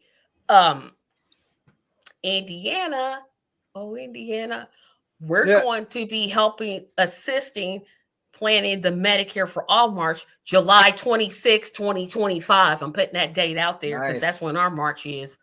It would be great if other Justice for All parties did exactly the same thing the same day. That'd be so great. Let's see where you're going with that. Yeah, see, I'm just making suggestions. That's all I'm here for, making suggestions. See what I can come up with. Well, the concept of third parties working together to build an even bigger coalition. Can you imagine? I worked on the Cornel West campaign this Sounds like a good idea. And I suggested that to everybody. At one point, it was very clear Cornel was not going to win, all that. Right. And at one point, I was like, guys, what if we went to Claudia and Karina? What if we went to Jill Stein? What if we went to other major third parties? Let's build coalitions. And there was a million reasons everybody had why we couldn't do it. All of them, valid and stuff. But I was also like, they'll build it because that's what we're doing. We're like, hey, we're going to work with this party, and may the best person win. That's what we're doing. But, it'd be nice if other people would do the same thing. It would be. Can everybody just get on our level, please? Yeah, I know, right? I'm making a suggestion. I mean, all we're doing is suggesting things. What is a crime to make a suggestion? Hey, I'm just making, because our march is gonna happen. We're going to march. We already know we're gonna march. If the parliamentarian can make suggestions, we can make suggestions. Why can't I be the parliamentarian? Exactly. You be the parliamentarian that you wish to see in the world. Okay? See, this should be our motto. Only you can help parliamentarians. Exactly. Only you can prevent parliamentarians. See, there you go. That's right. That's true. Prevent them. Forest fires. Yeah. Or listen to them. Stop listening to them. Stop listening to them. That's right. Exactly. That's right. I'm just making a suggestion. No one needs to listen to me, okay? But I'm entitled to make my suggestion, okay? Exactly. And I will be suggesting that because I'm telling you, I'm just like when I announced November that this show was going to go away and be replaced by Justices Here podcast. That date seemed so far away. Yeah, right. I'm like, oh, is it? Now you're like, you got to do it now. Now the chickens have come to roost. Oh, I'm excited. I'm excited because I think now is the time. This is if we don't do it now, we're not going to ever do it. Now is the time. We have to act. It's true. No time like right now. Yeah, I mean, especially. But yeah, I'm gonna make a suggestion because we need to get to that old school protest, like in your face, making people pay in the pockets. Right. Like, well, I think Trump's going to offer us some opportunities for that. Oh yeah, he's got plenty. He's going to give us plenty of opportunities. But you know what, though, Nick, I disagree because you would think once Trump becomes president, you would think all those people that were okay with voting for Killer Kamala.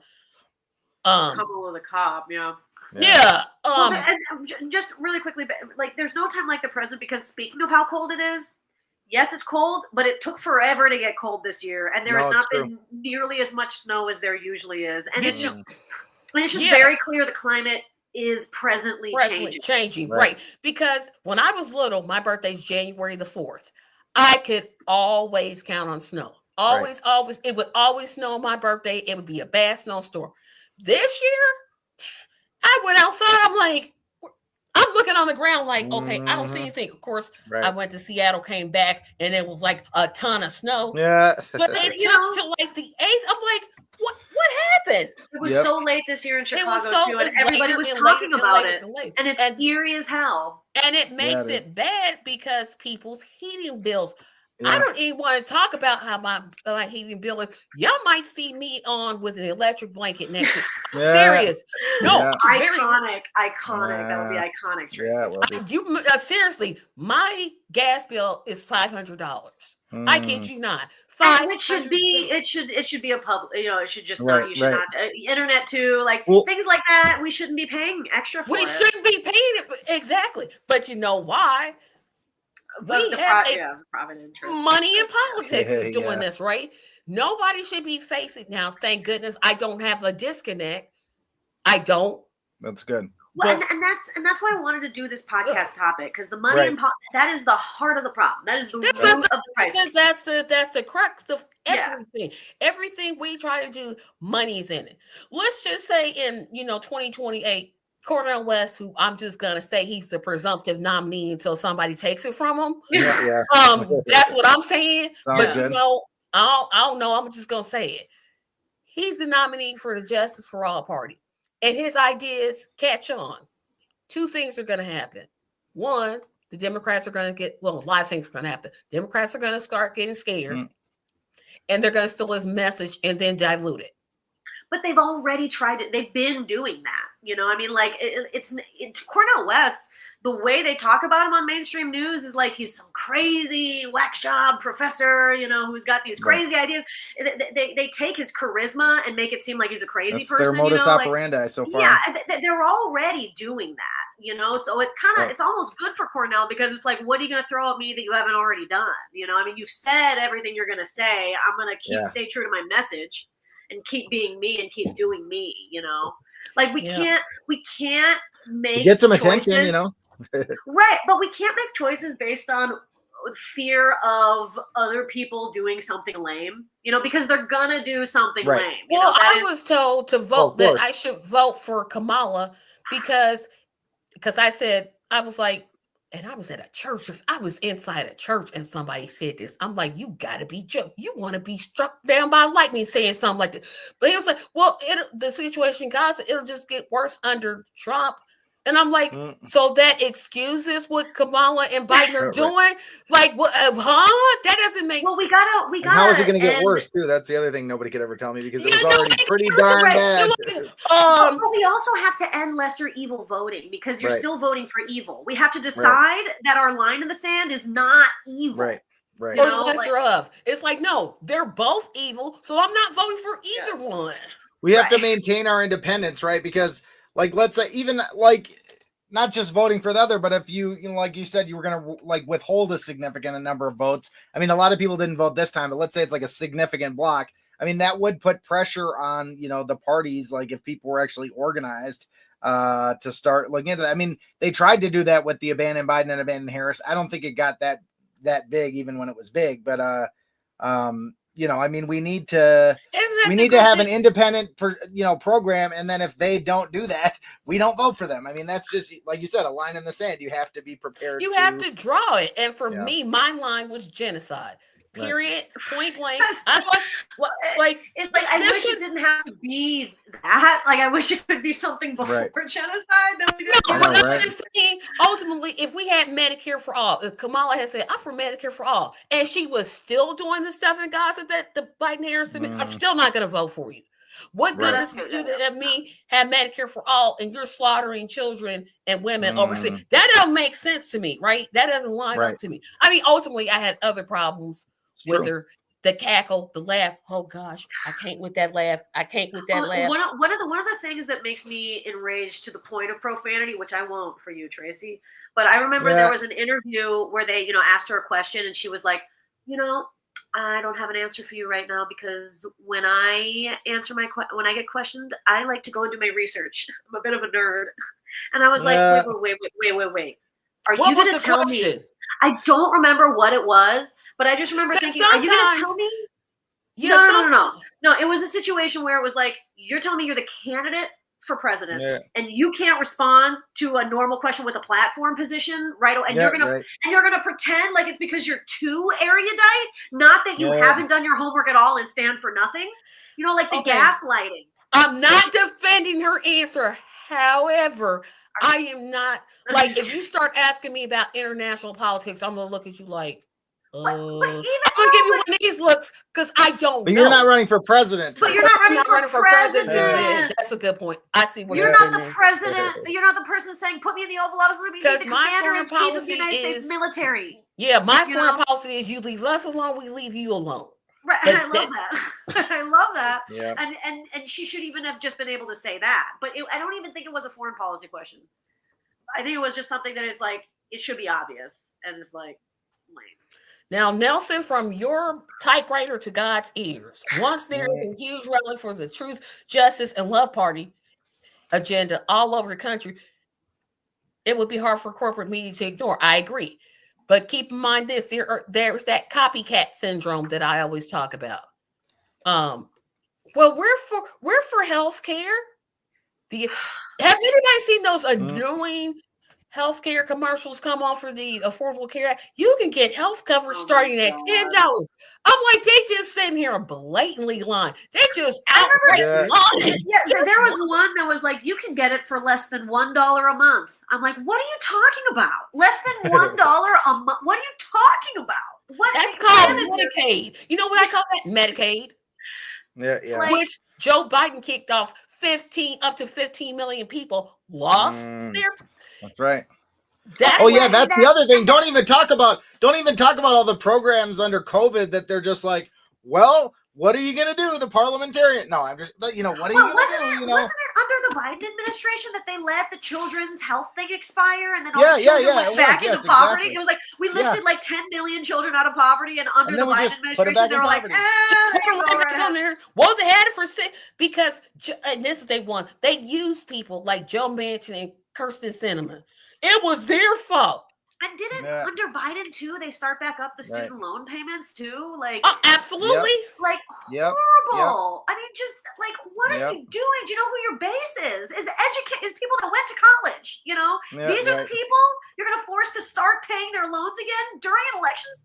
They don't want to win. They don't want to win. They don't because it must. I don't know who said it. There's a rap song like "Must Be the Money." I don't know who. I think it was Nelly. Yeah, exactly. If you want to go and take a ride with me, that's Nelly. I'm like, Nelly. It's and I know there's a group called Cash. They say cash rules everything around me. Dollar bill, y'all. Dollar. And it's like, I wish they would just say yes. Corporations pay us for our. I think it was Wu-Tang. Wu-Tang said cash rules everything around me. Yeah, I'm like, just tell me that you're tell me, Joe Biden, when you said if Medicare for all gets to my desk. He said he would veto it. I'm like, saying this out loud. Also, addressing Nelson's last comment, though, like about like if we make a truth, love, and justice party that's big enough, then corporate media won't be able to ignore it. It's like, no, they'll report on it, but with some awful spin about how like they'll make it seem like an ugly, scary communist. They'll use words that people don't know what they mean. Like that, but that's just scary. Socialist. That's one. Socialist. Yeah. Socialist is not bad. Right. Socialism is good, as a matter of fact. Yeah, I feel like there's people out there communism isn't bad, but no, right. But there's people who think communism and fascism are like the same thing. It's like I'm like, right, they're not, but they're like used interchangeably as like a scary word or whatever. Yeah. Look at all of them working together to help their community. How dare they? Right. Oh, look at allocating resources evenly. What a horrible concept. Helping people to keep their utilities on. Boy, they better stop. Right. They better stop. Yeah. If they don't stop, we have to stop them. Yeah. I mean, we've lost the thread. We've lost the thread. Yeah, and if people want to, here's my play. If people want to hear about, socialism, they can tune into my podcast every Thursday morning, Socialist News and Views. Search for it on Spotify, SoundCloud, Apple, and I don't know, wherever else. Probably a few other places. But we talked to a lot of people about that very question of how do we get where we're going, and what does socialism mean? Yeah, and because what are we fighting for? Yeah, what if people? I'm against socialism. Okay, then get rid of your Social Security. Yeah, just get rid of it. They don't know what socialism means. They think it's fascism. But I'm like, Social Security is so. I don't know how many elderly people have. And it doesn't matter. And the other thing is, it doesn't matter what you do. They're going to call you socialism. they're going to call you a Well, socialist anyway. That's what I'm saying is like we can't make our political tactical decisions based on what are they going to say about us, because no matter what they're going to misconstrue, like they're gonna sling mud in bad faith, like yeah, because what were they saying it like the Marxist cultural Marxist agenda during like of the Democrats or whatever this was. It's like that's the kind of stuff they say, and the Democrats weren't even offering anything, literally anything, like to pretend and they were committing like a genocide. Pretend like Joe Biden and Nancy Pelosi are on the left. Like to say the word left and Nancy Pelosi in the same sentence, is a misrepresentation. Like well, that's like that. If they're left, then what does that make me? Yeah, right. Off the scale. I'm not even measuring. Different scale. I'm not even in the discussion. They're left. Yeah. Really? The left, the left and the right. They both support genocide. They both support no health care for anybody. Yeah. Except for themselves. Make unhoused people illegal. Yeah. Yeah, it's like the people that are against health care, the politicians, have health care. Exactly. Yes. And so housing. if you don't support and housing and guaranteed income and and guaranteed vacations, significant vacation time. They can take off whenever they want. They don't have to worry about getting sick. I mean, it's just not the same. It's like, okay, so you're against socialism. Okay, then don't sign up when you get into Congress. Yeah. Don't take any benefits. Don't go to just work for free. Walter Reed Hospital or whatever amazing socialist hospital that they have there. Walter Reed Medical Center. Yeah, don't go there. Go to the urgent care down the block. And you can pay out of pocket. Yeah. No, better yet, go to the ER. Yeah. And then take an ambulance there and see how much that costs you. Yeah, see if it wipes out your health savings account. I want to use a profanity when I talk about HSAs and just what a scam they are. Nah. Yeah. Oh yeah, that's the other thing. If anybody wants to come on my podcast, you can swear as much as you want. So now I don't want to defend Nancy Pelosi because that's not my job. I do like that premium ice cream. You and Nancy have some things in common. You guys have something in common. You guys can bond over that. Common ground. This is what we're talking about. But of course, I don't have two freezers. Yeah, negotiating. Yeah. Yeah, crossing the aisle, trying Breyers versus Talenti. Oh no, I got the brand above. See, I love premium ice cream. I do. What's the premium ice cream brand right now? Like, what are we even talking about? Are we talking about Talenti? Because that's gelato, as I've heard. That's gelato, which is also very good. Premium really ice cream, what you could say. Yeah. But not ice cream. That's like that picture of when Hillary went into like that normal apartment or whatever. She was like having a problem. She's like terrified to be there. That was pretty funny. It's like people. Oh, wait a minute. The pores. These are regular people. She like looks into someone's like kitchen that has no island. She's I've never seen what is this. I don't know. What is this? I think I saw this back in college. And guarantee the HUD secretary, if I'm Dr. West, when he gets elected to be president, and I said when, because at 70, Dr. West is 70. I don't know. I mean, he seems like he's so young. He has does. The energy of a younger guy. He's not old as Joe Biden. So when he gets in there, I hope he does not make the HUD secretary black. I just had to say that because every time, like somebody do something different, I had to say that. Yeah. That's been on my heart to say that. I'm like, really? Well, and no one will ever top Ben Carson. Okay? Yeah, because he was the best. Because you can never do better than that. So let's just move away from the concept of black HUD secretaries because that man did it like no one ever could. I mean, he probably should have been, I don't know, Surgeon General since he's a doctor, but I'm just guessing. But that's right, he was a doctor. Yes, he's a brain surgeon. So how did he do what in his resume made HUD relevant? Trump. What made Marshall Just the fact that he's black? I can't wait for when all the all these people in the administration are going to get fired like every couple days if it's anything like last time. You know, they're going to be like, the new whatever that was announced this morning and fired by Twitter this afternoon or whatever. I like measuring Trump appointees in time limits of Scaramucci's. Like how many Scaramucci's are they going to last? Because I think Scaramucci lasted 2 weeks or something like that. He lasted literally, I think it was like a day. I don't think he lasted. I think it was a week and a half or something. Yeah, it was something. It was like real short. I'm like, dude, you. Yeah. And all these people came out against Trump. I'm like, y'all took his money. Y'all took the job. You took the job. You knew who he was. If you took the job. Did Mike Pence run for president in the primaries this last cycle? Yes, he did. That's hilarious. Our governor. Oh my gosh. That's right. He's not currently your governor. No, but you know what? I'm gonna say this. Who's your governor right now? Mike, some awful guy? The clown Brahm. Give me Mike Pence any day of the week. No, on a this Monday, is worse than on Pence. a Tuesday, on a Wednesday, on a Thursday, on a Friday, or on a Saturday. I care not. Mike Pence gave you guys a national park, the Dunes, right? So that was good. No, the Dunes was there way before he became governor. Yeah, but didn't he make them a national park or something like that? Oh, yeah, something like that. So that wasn't even Pence? Or whatever that even means anyway. Yeah, Pence is famous for passing the abortion law, the most extreme anti-abortion law in the country. So that sounds right. That sounds right. Stated if a woman has an abortion, which was legal in Indiana at the time, they would have to have a funeral for that child.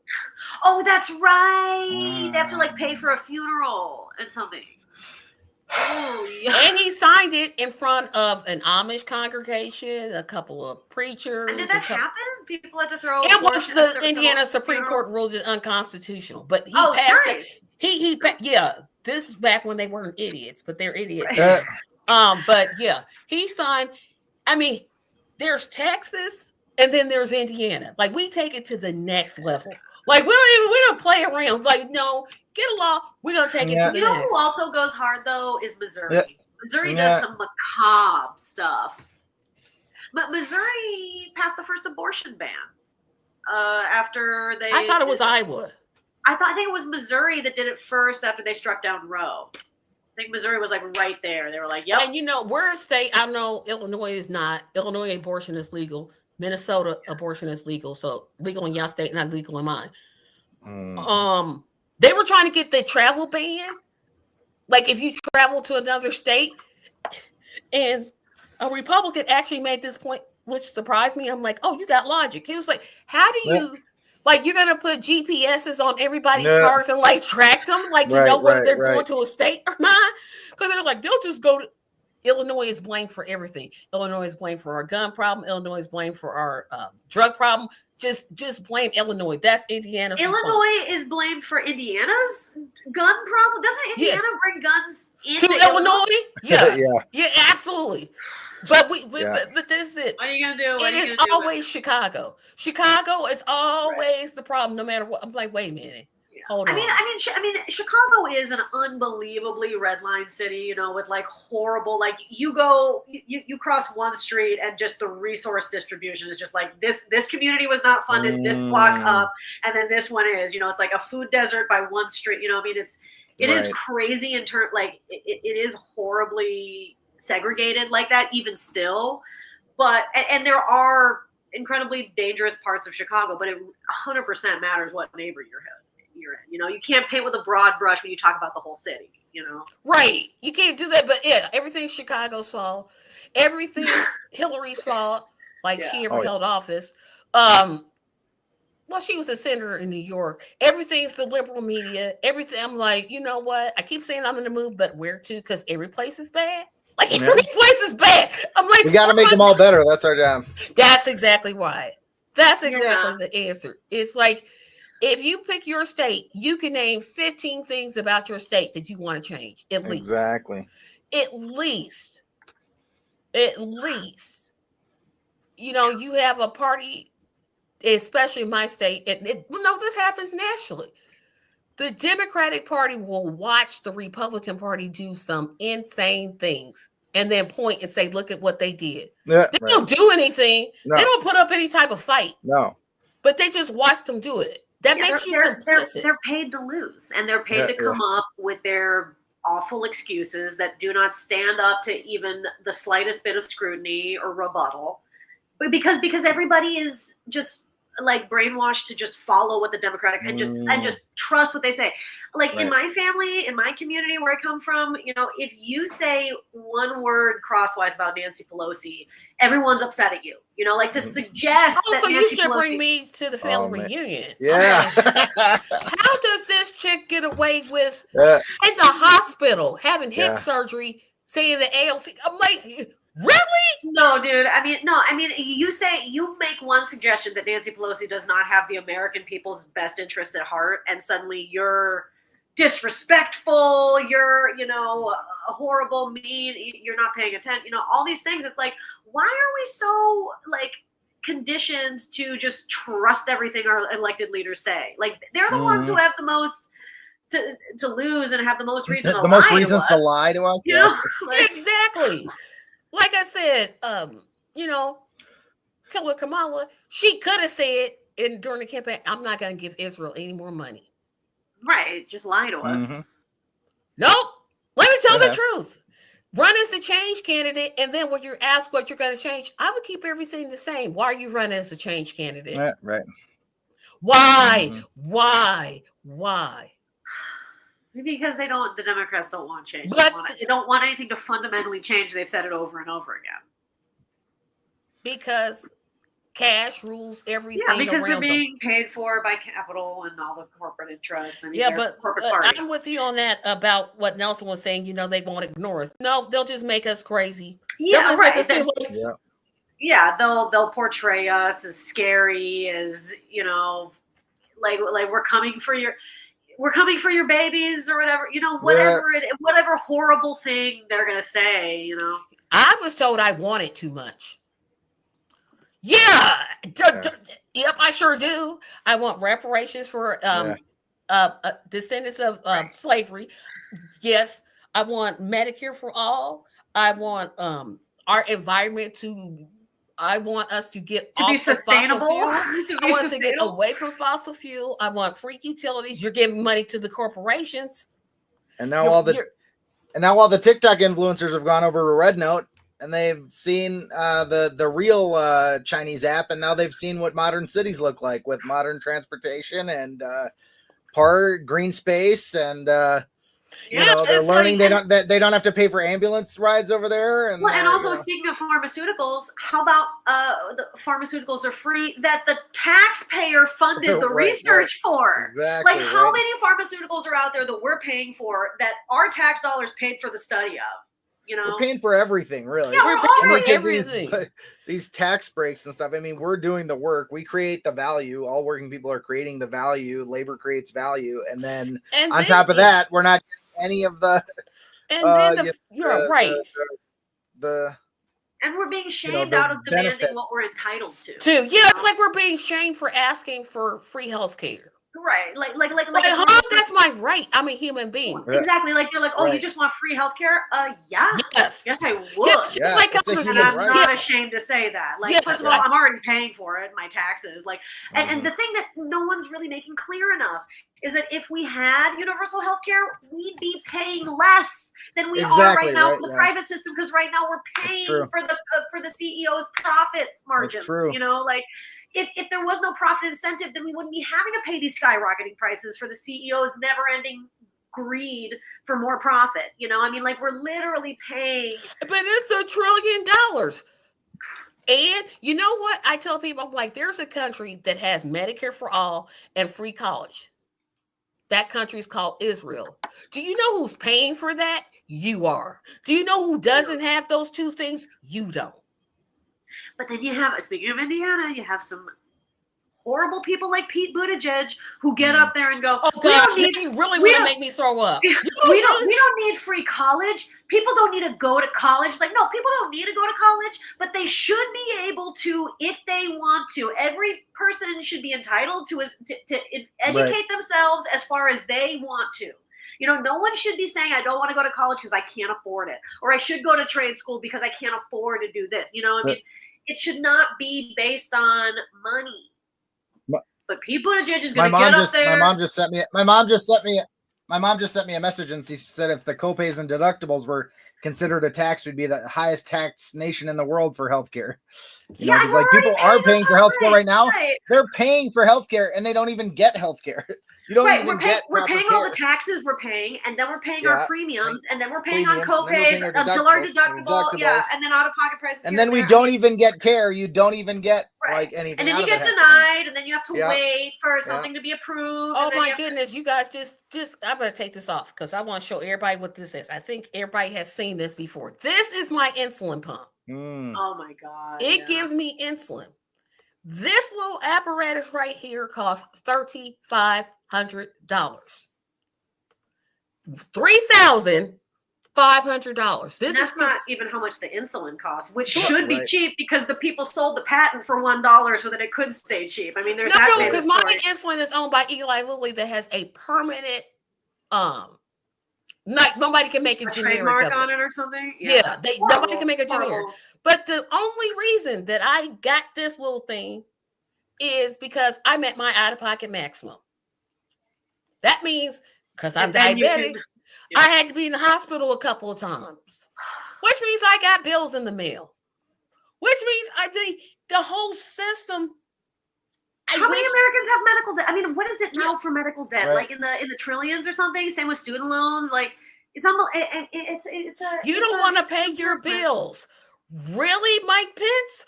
Well, Really? also, no, I right. don't want to pay those bills. How about? Yeah, how about that too. no? I don't want to pay them. I don't feel like I should. It feels ridiculous that I'm paying it at all. You pay? No, I don't want to pay it. And I'm not ashamed that I don't want to pay my bills. I don't like Speaking of paying which, bills. Who wants to pay bills? I just had a show. My first show of the year was the Fund Healthcare Not Genocide with one of the organizers with Debt Collective. And, you know, they're organizing big debt strike around medical bills coming up. They've been doing a lot of stuff around student loans. But yeah, I mean, there's so much debt in the U.S. There's like carceral debt. People come out of the prisons with all this debt. There's so much debt on everybody's back. And the prison labor that people are profiting off like of. the firefighters right now. Firefighters like labor too in other prisons. Oh no, they do everything. They do all sorts of stuff. Yeah. They make they But that's their fault. They shouldn't have got caught. Yeah, they create a lot of the jail. beads.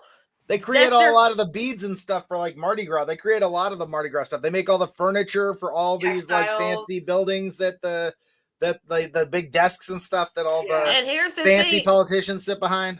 In California, where they're firefighters, they can't get jobs as firefighters once they get out. Right. What? They're fighting the fires. Didn't they change that? Didn't Gavin Newsom actually do that or something? Like after the last big fires, I feel like he changed that. I hope he did. Yeah. Oh, I hope so. I would hope so, but I'm not thinking so. But I would hope so. Yeah. Because I'm like, but wait a minute. They're fighting the fires. But they can't be firefighters. Like $4 an hour. I mean, it's horrible. Like maybe even less than that. We don't want to. Oh no, it's like I think they get paid. They get paid like something amount per day, which is like $10 a day or something like that. I think they also sometimes get like certain stipends. I think they get paid in two different ways. I don't remember, but it's like ridiculous. Yeah, it's like a couple bucks an hour, or like $10 a day or something like that. It's nothing. Guys, this has been a fantastic discussion. Fantastic. Thank you very much, Tracy. Thank you guys.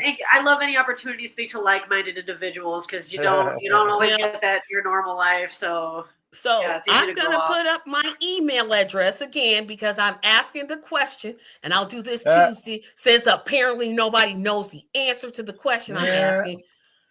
There's two answers, Tracy. I was gonna say we looked it up. We know the answer. So. Yeah, don't blurt it out. The question is, what over-the-counter medication was Jesse Spanhole on Saved by the Bell addicted to? That is the question. The first person that emails me at that email address, I will send you a t-shirt, a 5XL t-shirt, black. That is the question. So everybody remember, because I got a whole bunch of announcements. My Patreon exclusive show is coming out. If you want to see that, you got to support me on Patreon, $2 a month. That's going to be Tracy Talks, where I either come on by myself where I talk to people about specific issues like reparations, climate change. I just spend that whole hour talking about one issue and one issue only. That's going to debut sometime probably in March, at the end of March. So look for that. T-shirt competition or T-shirt giveaway. And the Justice is Here podcast is moving from its original start date of March 1st to February the 1st. We moved it up because I was talked into it, which is great because we need to get out there and work. We need it now. We need the content now. Exactly. Not later. Now. I believe New Scum. I love that. New Scum changed like the ban that. on X conference. So he said, I don't believe that New Scum changed the ban on X. Maybe he talked about it. Talked to Big. He talked about it. That's what they like to do. They talk about stuff. Yeah, So we'll see New Scum some more. This state, that state got away with because what they did to the Reparations Act. I'm like, oh, y'all did, y'all dirty. Oh, y'all dirt. Oh, y'all just. I wish I did live in California. I'd be out there protesting every single day. But all right, guys, I gotta hop off. I think so. Yeah, that's what I was gonna say. Everybody, great chatting with everybody. Thank you, guys. Thank you. I'm gonna take everybody Thank you for doing this, down. Tracy. Yeah, I'm gonna play the outro. I will see you Tuesday, and I'll probably still be having a T-shirt competition because nobody apparently knows the answer to my question. But look it up on Google. Yeah, use Google. Look it up it's and your send friend. it in. So have a great evening, everybody. I'm taking everybody down to do the outro. See ya. Bye.